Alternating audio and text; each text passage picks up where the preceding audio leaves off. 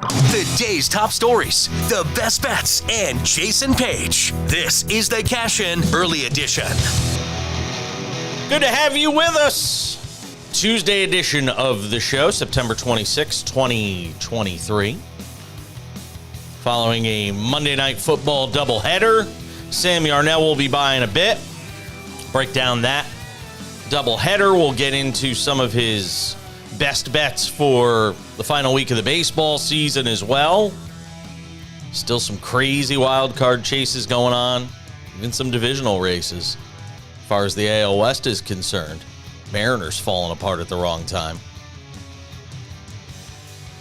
But football rules the day as always on this show. Thrilled to lead off the show today with our friend Matt Verderame, who does a terrific job over at SI.com, one of their NFL insiders, hanging out with us after apparently a very heavy workout, a strenuous workout, he tells me, that he had this morning. You okay there? I am okay. I've joined the rest of Americans, started playing pickleball like 6 months ago. Oh, really? I cannot picture you playing pickleball. I just played in a tournament Saturday, and I got a couple more coming up. So I'm fine-tuning my game in between articles for Sports Illustrated. And I'll tell you what, it really it makes you move. It's a good workout. It beats the hell out of being on the treadmill, so I'll take it. Are you going to move to Palm Springs soon? Because, I mean, that's pickleball. Pickleball, that is the sport of Palm Springs, that and golf. I mean, you're all set. I know. Where I live, they just built the second biggest indoor facility for pickleball in the country. What? So, I know. So, it's intense. It's intense. But overall, yeah, I'm still breathing, so we're doing all right. I haven't played it yet, believe it or not. My husband's trying to get me to get into it, but I haven't tried it out yet. We're gonna go for it. We'll get it out. I played tennis in high school, so I mean, I just played with Patrick McEnroe back in February for the first time in a while. And nice. Yeah. So I'm gonna have to. And there's pickleball courts everywhere out here, so we're gonna have to give it a shot. All right. Start with the Monday Night Football doubleheader. Did you see what you needed to out of Joe Burrow and the Bengals to kind of calm you, if you're a Bengals fan, on this idea that, oh my God, the ship's sinking? They're 1-2. They're a game back in the division now with everybody else having lost. Do you feel better about Cincinnati? No, I don't. I thought they were awful offensively in that game. I mean, Burrow struggled mightily to throw the football with any kind of zip. Had a couple balls downfield, but for the most part, it was dink-dunk, dink-dunk. I mean, if you didn't know that it was Joe Burrow last night, you said, oh, it was Daniel Jones or it was Mac Jones, you'd be like, okay, yeah, I can see that. I mean, that's what it looked like. Now, the Bengals obviously have the requisite talent to make a big run if he's healthy. But is he going to be healthy? I don't know. I mean, everybody you talk to says these calf injuries, they just linger and linger and linger until you actually really, truly get through it. And, watching that game, I was super impressed with the Bengals defense, not surprised. Lou Anarumo does a great job. But at the same point, the Rams were a disaster in that game. I mean, how many times did you want to just shoot yourself in the foot? If I'm a Bengals fan, I'm happy. You won the game. But do I think all of a sudden everything's fixed? No, I don't. Look, other than Miami and San Francisco, who's playing, lights out here the first few weeks of the season? It feels to me so much like these teams that don't really have a regular preseason, who don't have a lot of their starters playing. That happened with Burrow and the Bengals. I still feel like their best football is to come, and I think it will. There's just, we go back to, I always hear this in baseball. Eventually, guys play to the back of their baseball cards. Eventually, this group that we've already seen, to me, is going to play to the back of their football cards. There's just too much talent here for them not to. There isn't anything that would tell me that this is something that's going to be permanent, that lasts throughout the whole season. And frankly, I'd rather a team be Miami, you could argue, is peaking right now. You can't imagine them getting any better, although we'll talk about it. Cincinnati has room for improvement. You can win a game, still have teachable moments as a coach if you're Zach Taylor. I think the Bengals are going to be all right. Well, I'm not saying they won't be all right, but right now they do not look the way they need to. And my biggest thing is Burrow's calf. I mean, if his calf gets better, then they're fine. Sure, absolutely. But is his calf going to get better? I mean, is that just going to be this way all year long, where he aggravates it every other week? Because if that's the case, they're not fine. Then they're not going to beat these teams in the AFC. If he's fine or he can manage it better as the year goes on, then yeah, sure, absolutely. They'll be right there. No question. But yeah, I agree. I mean, Miami and San Francisco are the two teams that are playing great right now. And typically the two teams and three teams that are playing great in September are not the teams that are there in January and February. I mean, it's just, like I don't worry about Philly. Philly's 3-0. They haven't looked unbelievable, but they'll be fine. The Chiefs are 2-1. They're fine. The Bills, I mean, they had that awful loss to the Jets. They're fine. So, for the most part, though, I agree with you. Like, these teams, they figure it out as it goes along. Eagles win. Jalen Hurts wasn't 100% playing in this game.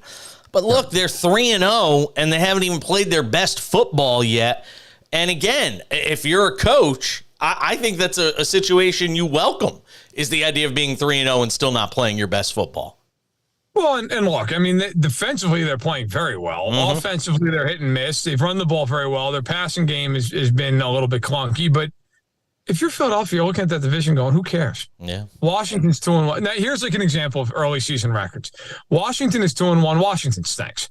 Okay, we can all spare ourselves are they good? Are they not good? The Giants are a miracle second half away against Arizona from being 0-3. They're 1-2.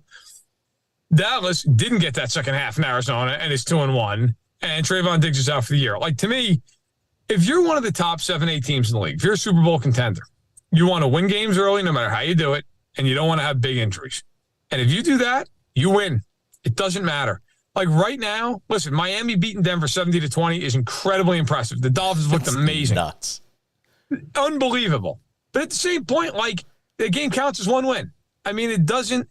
You feel amazing if you're the Dolphins, and you should. Don't get me wrong. They've been incredible. But if you're another team, if you're a Philadelphia, if you're a Kansas City, if you're, whoever you are, and you're an elite team and you're 2-1, like, you don't care. You're fine. It's all about getting into November and December and fine-tuning and getting where you want to go. Here's the thing about the Dolphins, though. They're starting to have like a Mike Tyson feel to them, where when you see this offense and you see this speed and the effectiveness with which they're able to run this offense. And people are going to say, well, Tua didn't have to throw the ball downfield in this game. They were all, underneath passes and things like that. He can get the ball downfield when he has to. Yeah. I think they're going to have, I think there's a real Mike Tyson effect that's starting to take place with this team, where they may have some teams beat before they even get out there, just because of how dynamic this offense is. Maybe it's dime store psychology on my part, but I'm loving what I'm seeing out of Miami right now. I think they're the class of the AFC East. Oh, I picked them before the season. Me too. You and me both. I'm with you. Look, I love Miami. My question with Miami is going to be some point, and we both know this. At some point, somebody is going to do something to slow them down. Then what happens? I want to see who. I got to be honest. I don't know. I don't know who. It might be this weekend. Buffalo, who's played lights out defense for 3 weeks. And Cincinnati and Kansas City have great coordinators. Like, those guys, somebody is going to figure out a way. I mean, if we're being honest, I mean, Belichick slowed them down. They scored 24 points. And they still scored 24 points in that game. Right. But my point is, the Pats lost because they have Mac Jones and no offense. If Cincinnati or Kansas City holds them to 24 points, they're probably going to win, right? So, I mean, now, all that said, Miami's been unbelievable. Okay, I love the way they play. They're the fastest offense I can ever remember watching. I mean, everybody can run a 4-3. Tua doesn't get near enough credit for the deep ball that he throws. And the reason is because he doesn't throw the ball on a line. He doesn't have that Herbert arm strength, but he's accurate as hell. So it gets there. Who cares if it's on a line or if it's got a little bit of an arc to it, right? As long as it gets there, it's fine. No, they're dominant. And I'll say this for Miami. I think defensively they're going to get better because Fangio's a really good coach. So they'll figure it out. Ramsey might come back later in the year. Look, the Dolphins are great. The question, like I said, is just, we saw the Bills do this last year, where the Bills were like the best football team of all time through 6 games, right?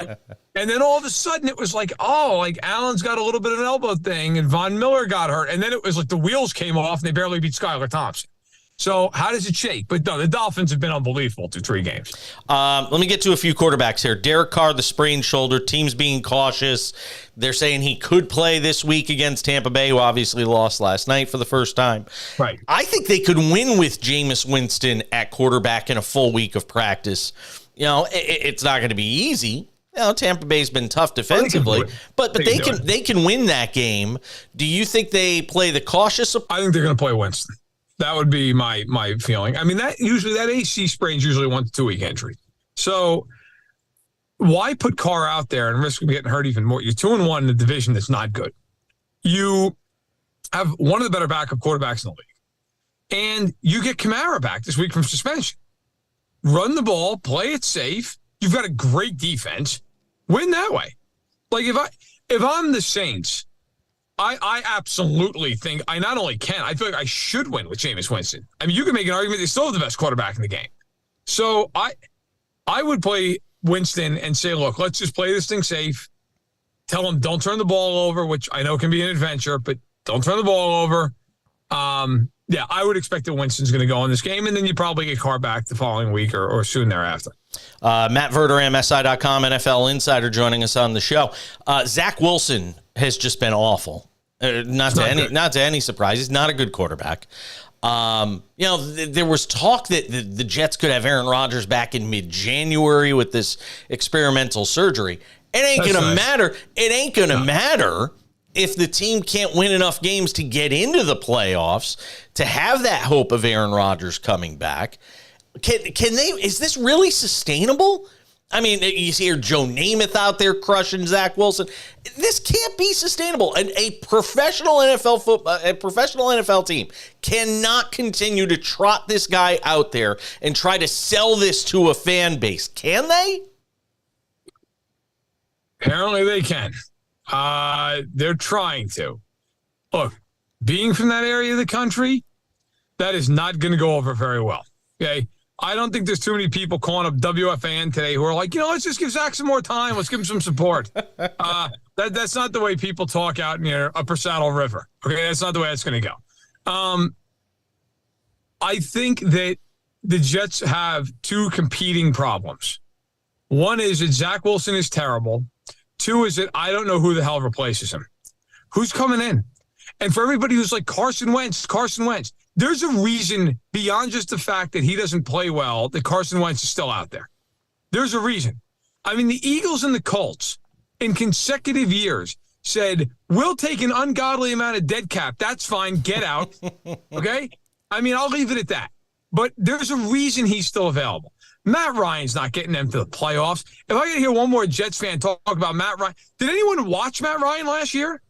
He's beyond washed. He's done. He needs to go into broadcasting, which he's done. That's great. Stay there. The problem that this is going to be, of course, is you cannot continue to put Zach Wilson on the field. So is it Tim Boyle? Is it? I mean, right? Is it that you call the Vikings and offer a first-round pick for Cousins? But that's the answer to me. The answer is try, and you have to at least make that phone call. What are you waiting for to try and make a play on Kirk Cousins? They're 0-3. They're not going anywhere. The chances of making the playoffs are about 1% right now. Yes, that is the call you make. Well, so here's the thing. They don't have their second-round pick because it goes for the Rodgers trade, right? So you're already all in, so you have to. It's already sunken cost. It's already sunk cost. So you have to continue. You would give Minnesota a first-round pick for Cousins? For 14 games of Cousins? Because if I'm Minnesota, I'm screaming deal into the phone if you offer me that. Right? Like I'm not even waiting. Feels for like draft day. The second I hear first, I mean, that's it. That's it immediately, right? So I just think, man, if you're the Jets, that's a lot to give up. That's a lot to give up. And I don't think I'm looking to swing that move. Yeah, I'm at a point now with the Jets where I just don't know how you take them seriously as an organization. when you start to see some of the when you start to see some of the things they're doing right now, I just don't know how you take them. I just don't know how you take them seriously. I really don't. Let me add this. I will say this: they play on Sunday night. They play on national television this weekend. Okay, they play Kansas City in their own building. I would argue that it's harder for them. This game is harder for them. The fact that it's at home, because if they go 3-and-out to start the game, Mahomes goes down to the field and it's 7-0 immediately. I mean, you know what that stadium's going to be like? You know how uncomfortable that is going to be? That's the one thing that might get this changed. And I think that's where this is headed. I think they're going to play Sunday night with Wilson. The Chiefs are going to baptize the Jets in this game. Okay, the Jets are not going to stop them. And the flip side of that is Steve Spagnuolo is going to put Zach Wilson in hell. I mean, they are just going to relentlessly come after him. I think after the game, where it's a nationally televised game, I think is probably going to end up being something like 30-10. That's when I think they have no choice. Even if it's Woody Johnson coming down and saying, hey, look, I've had enough. Get anybody else in there. This is embarrassing. That's where I think this is probably headed. Yeah, I would tend to agree with you on that. Talking with Matt Verderame, hanging out with us here on the Cash In Sports Map Radio, is where we used to be. We used to talk to him there all the time, and now, of course, here on the Cash In podcast. Give me a thought on this Jimmy Garoppolo injury in Las Vegas, because they're talking about a concussion. Nobody knows when he sustained it. We saw him take a bunch of hits. Is this a situation where he's not going to be able to play this week? I mean, it's a bizarre situation. It's already, we're in week 3. We're through week 3 of the NFL season, and we're already talking about 2 big stories involving the Raiders. One involving Garoppolo, and then the other I want to get to on Chandler Jones. This Garoppolo story is kind of bizarre. It is. It is bizarre. Yeah, there's a chance he doesn't play this week. He's in concussion protocol, so we're going to wait and see. I mean, Brian Hoyer's the backup. Aiden O'Connell is their I believe, 4th-round pick out of Purdue that played great in the preseason that everybody couldn't stop talking about. But right now, Hoyer would be the one who's in line to start against the Chargers on Sunday. But this is always the problem with Garoppolo. Not that it's anybody's fault to get a concussion or in the protocol, if I could speak. But he gets hurt a lot. He gets hurt a lot. I mean, in his entire career, he has played 10 or more games. I believe it's 2 times in his career. I mean, it's always an issue. And if you're the Raiders, you're sitting at 1-2, and nobody believes that they're going to make a big run to the playoffs here. But if you're the Raiders, you have to believe that. And you're pretty much on football version of life support. I mean, you lose to the Chargers, and then you're 1-3. And if Kansas City beats the Jets, you're 2 back in the division. You're a game back of the Chargers. They've already beaten you. I mean, that's a long climb out. And again, I don't think anybody expects them to make that climb. But if you're the Raiders, if you have any hope of doing that, you need everybody on board. You need Garoppolo there. And right now, yeah, it's a question. Do you or anybody else know anything about this Chandler Jones situation? We're talking about mental health issues. We're talking about a guy who says he was involuntarily hospitalized, by the Raiders. I mean, this thing is just off the charts bizarre. What is going on here? And is the NFL involved at all at this point? I'm going to be perfectly blunt. I don't know. I don't know what is going on. I don't know. I would imagine that the Raiders have contacted the NFL. I would think that the NFL league offices are at least monitoring the whole situation. Yeah. Something's clearly not right with Chandler Jones right now. I mean, I'm not in his inner circle. I don't talk to him all the time. I don't pretend to. But I think it's safe to say, based on what he's been posting on social media over the last, month or so, he needs to be given some help, because something is clearly not right. Last one before I let you go, the Broncos. Boy, oh boy, 0-3. You had Nathaniel Hackett before the season getting crushed by Sean Payton for his job handling this team. It's hard to believe they could be off to a worse start than they were last year, but they are. Even though at times it feels like Russell Wilson is a better quarterback this year than he was through the first few games last year. Is this thing salvageable? And if it isn't, I mean, we have to start wondering. I mean, they're overpaying. They're paying a quarterback they can't win with, and now they're paying a head coach they can't win with. I don't know what you do if you're Denver in this situation. Jason's one of the most untenable positions I've ever seen a team in. I don't know. You gave up 70 points in the game. That could have been more. Absolutely could have been more. I tweeted this out because I just couldn't believe it. So the Chiefs defense through 3 games has given up 33 points. Denver gave up more points than the Chiefs' entire season total in each of the halves in Miami. I mean, it's impossible.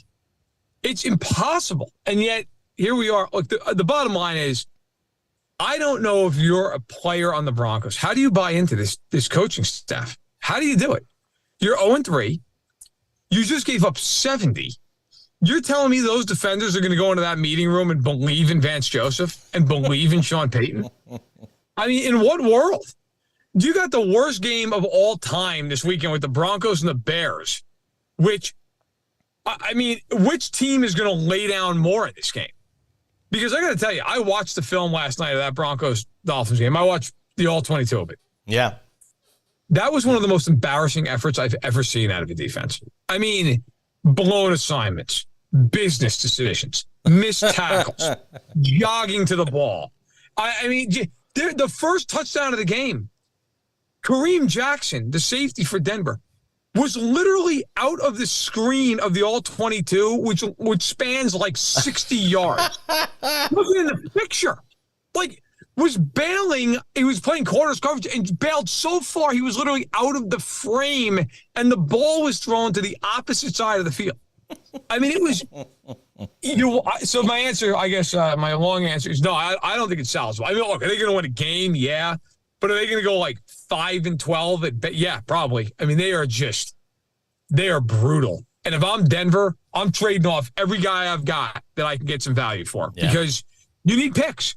You need picks, and you need to reboot, and you need to reset, and you need to just accept what's happening, which is this team is the dregs of the league right now, and it needs to start over. Matt Verderame, fresh off a workout, little pickleball practice, getting himself in shape. I love it. SI.com. Check out his work there. Fantastic NFL insider. Matt, always appreciate it, my man. Be well. You too. Take care. Matt Verderame hanging out with us. Love hanging out with him. All right. Quick timeout. We'll come back. We'll hang out with Sam Yarnell, our Prince of Picks. Wonder what Sam thinks of what Matt Verderame had to say. Find out as we continue with the Cash In.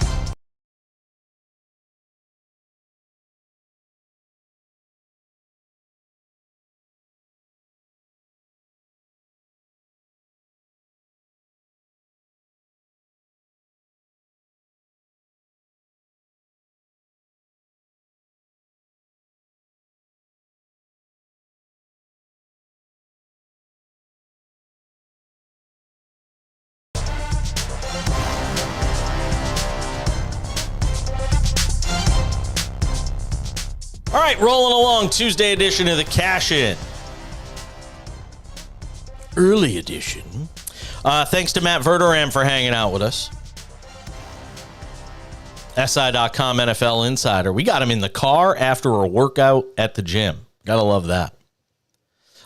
This guy doesn't look like he's working out at any gym. That's Sam Yarnell.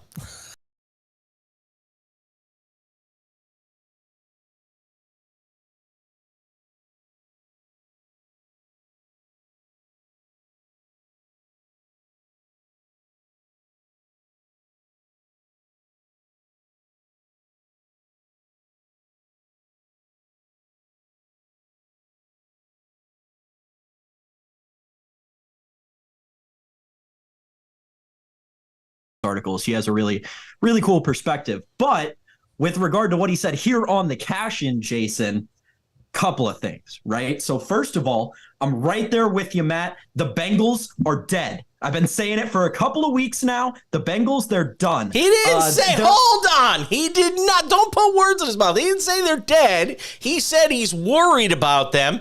And I think I brought down his temperature a little bit when I pointed out the obvious. The fact that the team is, still working out the kinks from not having played that much in the preseason. This team's going to be fine. But anyway, continue. I just want to make sure you don't put words in his mouth. They're not going to be fine, and here's why. Here's why. It's exactly what he said. The offense looked horrible last night. They couldn't do anything. I'll add on something that Verderame didn't mention. That's Joe Burrow right now, historically bad on passes of 15-plus air yards. At one point last night, he was 1 for 15 on the season, completing passes of 15-plus air yards. When you have a wide receiving core of T. Higgins, Tyler Boyd, and Jamar Chase, you can't do that as a quarterback. And quite frankly, it's on Joe Burrow for knowing that he couldn't do that because of his leg and not pulling himself out anyway.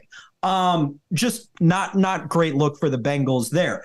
I also agree with Verderame that Washington stinks. They are horrible. If they convinced anybody that they weren't for even the first 2 weeks of the season, my gosh, week 3 was a wake-up call for you. And now there are all these Washington fans, right? Me being a home Washington guy, all these Washington fans are saying there's still a chance we can be a team. First of all, that's going to be a 45-10 game. Maybe it'll be 10 points if they get lucky, spending the entire week trying to figure out how to score a touchdown because they haven't done it in 9 days now. Second of all, that Eagles team, as they showed last night against the Buccaneers, are going to be very hard to stop. I think the Buccaneers are better than the Commanders. And look at what the Eagles did to them. They walked all over them. Now, one thing that I think Matt was talking a little bit about, and I didn't catch all of this because admittedly the connection here interview was going in and out here and there. Yeah, you look like you're at an undisclosed bunker today. I'm in my bunker today. Yeah. I'm in my bunker today. The studio's under repair. So I'm in the bunker today. We'll be back in the studio shortly. But one thing that I'm never going to get behind this season, and I think this season, even last night especially, was a key example of this trend that we've seen so far. Zach Taylor is being exposed week by week. Zach Taylor is not a good football coach, right? If it weren't for some miracle second half back in 2021 in the AFC Championship game, he wouldn't have any of the recognition that he has. And quite frankly, the narrative around him is a little bit different, right? Because he takes all that talent to the AFC Championship game and then hypothetically loses. Zach Taylor is not a good playoff football coach. He's not going to take this Bengals team far. If they really want to go far, and this is something that I think Verderame would agree with me on if we asked him, but if they hand the keys to that Ferrari over to Lou Anarumo and let someone handle the offense all by themselves, kind of the way the Bills did with Sean McDermott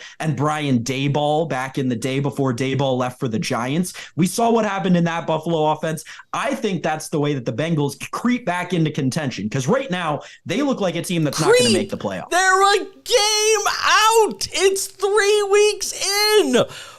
Man, we got to get you like some Xanax or something. We got to bring your temperature down a little bit, man. Wow.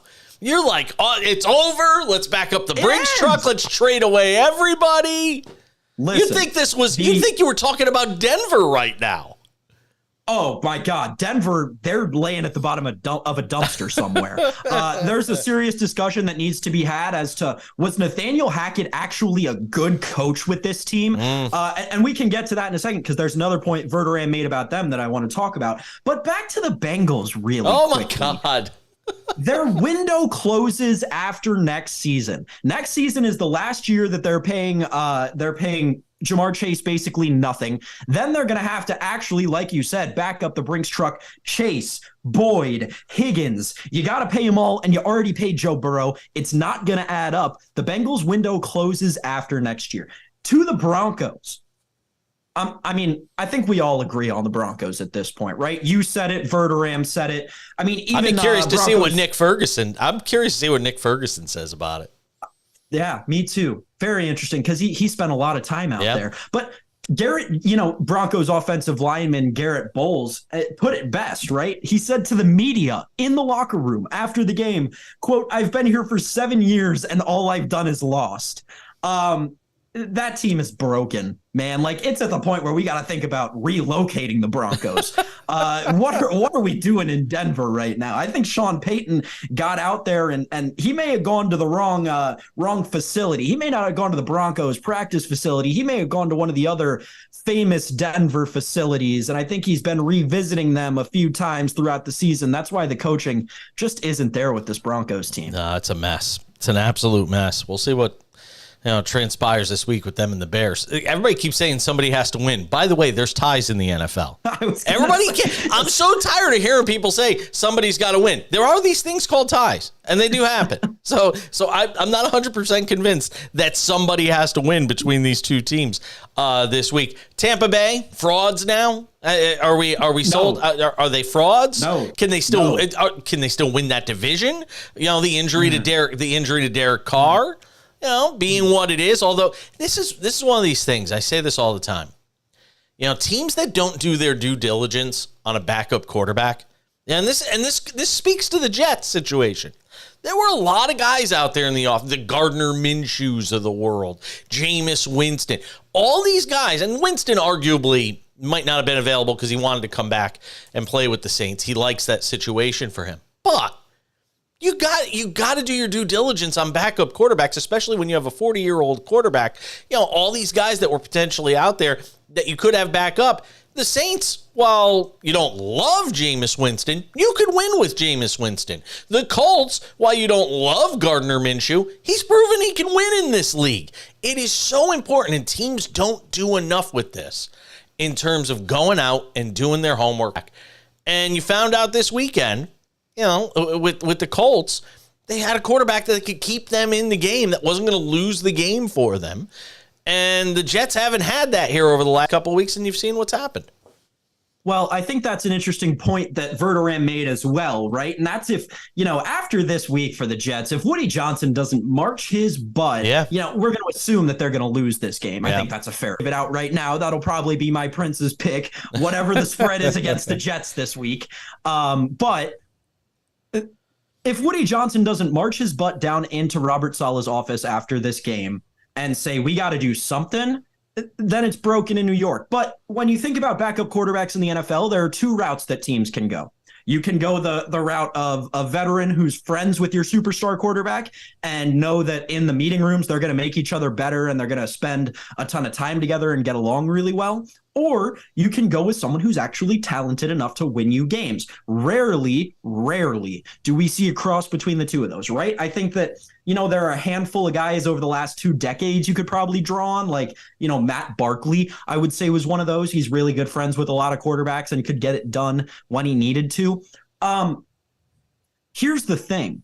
The Jets did polar extremes with both of those options and had a 3-man quarterback room, right? They had Aaron Rodgers as their pillar, and then they had Tim Boyle, who couldn't win a game if there were only 10 defenders on the other team for the whole game, and Zach Wilson, who has more problems off the field than maybe any quarterback.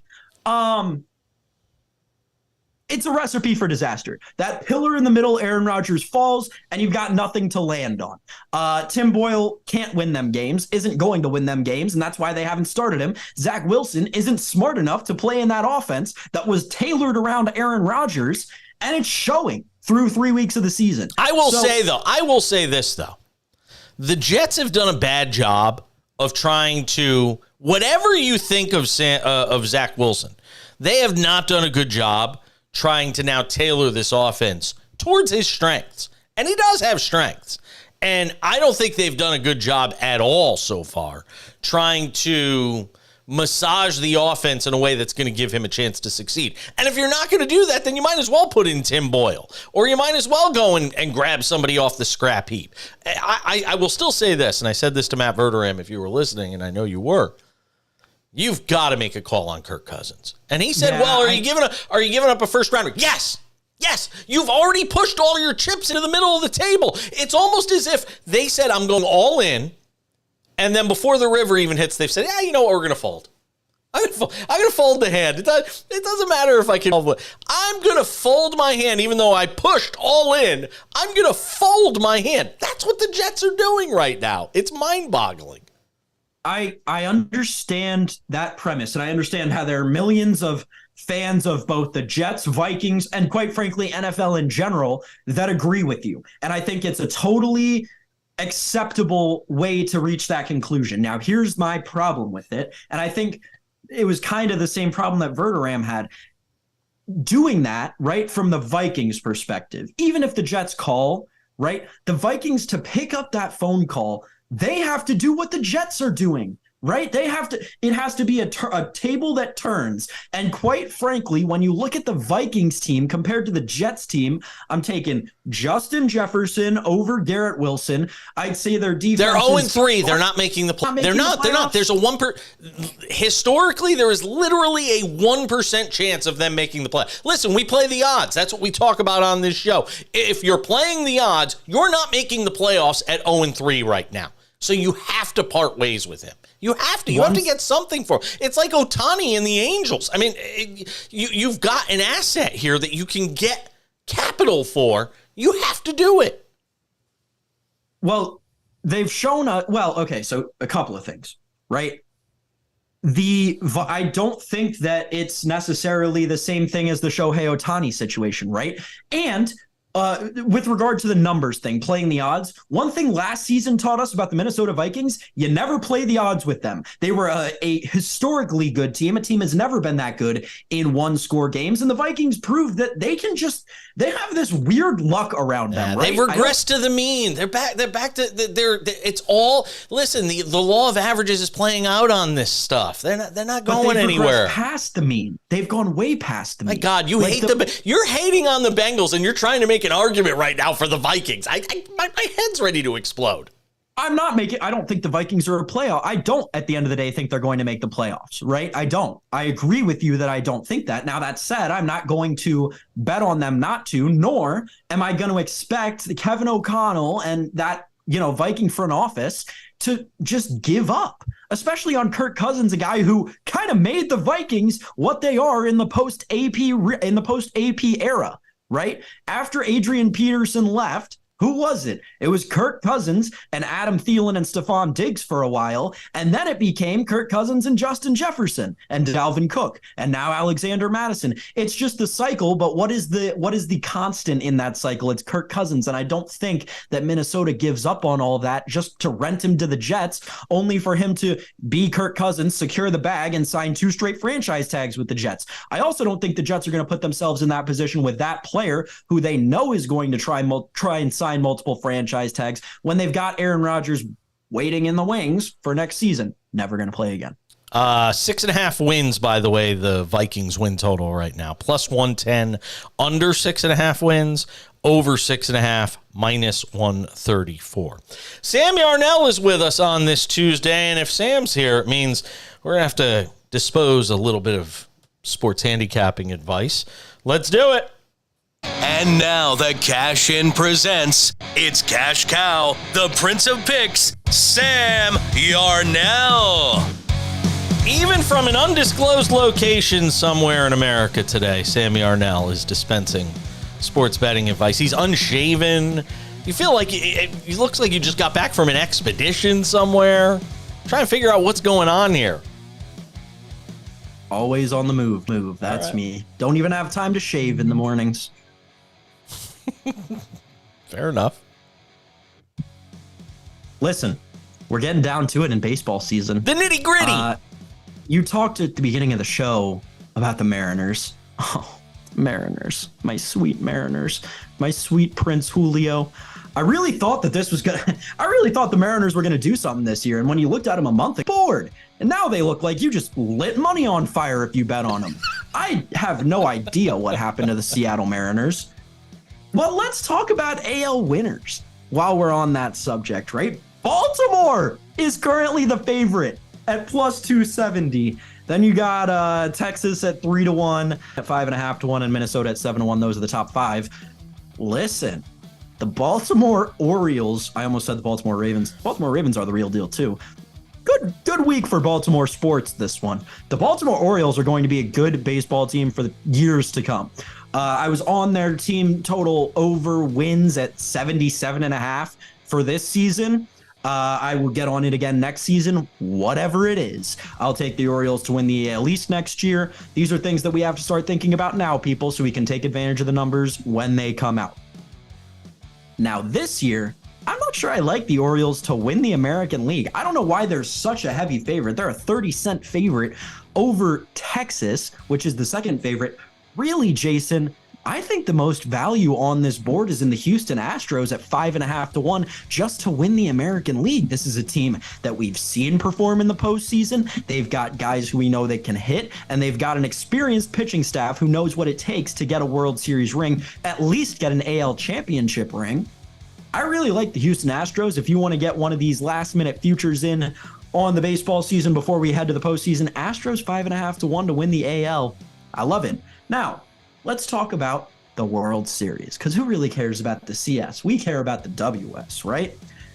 Very interesting numbers across the board for the World Series. So the Braves are your favorite on the FanDuel Sportsbook, plus 260. The Dodgers right behind them at plus 430. And then you've got a slew of the American League teams that I just mentioned following them. Interesting market available for us on FanDuel right now, though. The World Series winning league.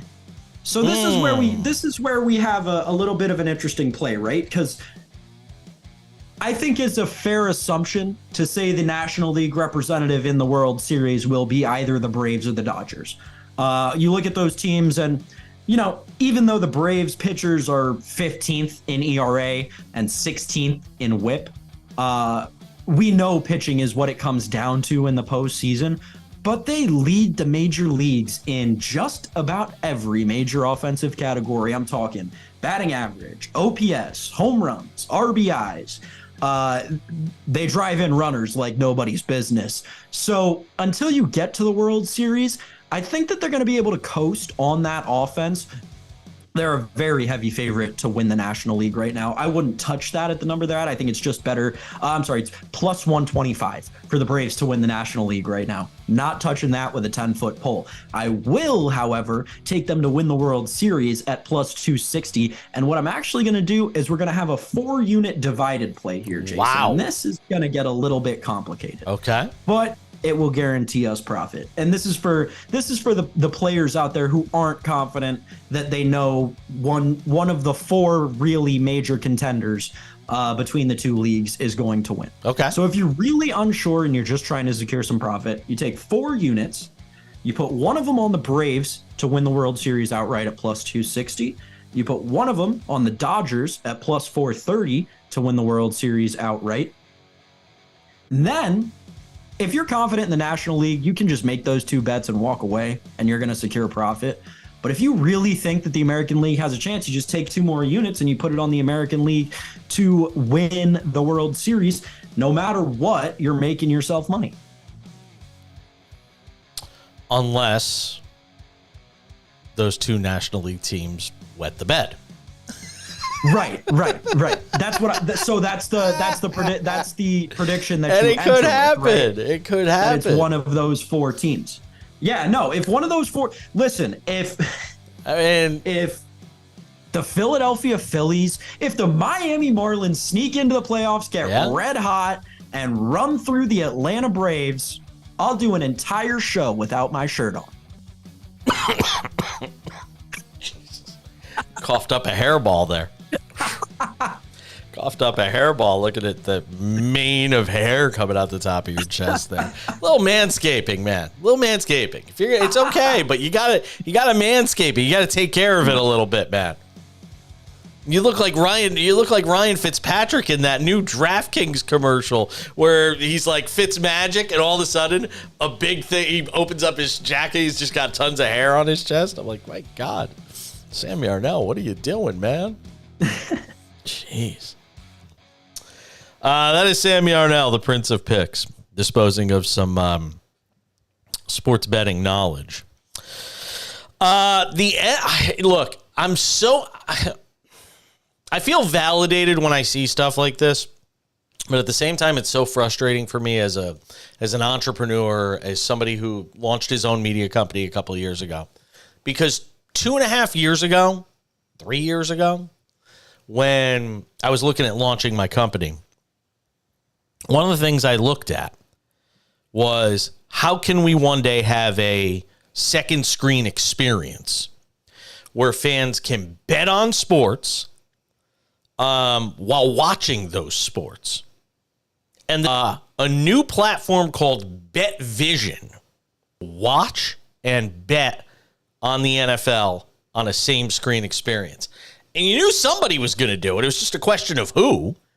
And Genius official data distributor on Tuesday unveiled the latest iteration in the United States in this crazy sports betting world we live in. This ability to watch NFL games on the same screen on sportsbook apps. It's going to revolutionize the way we watch sports, and this is just the beginning, Sam. It's very interesting, Jason. It really is, right? Like, he could have arrived at a place like this, and I don't know how to feel about it. Why isn't it an ESPN or an NBC or a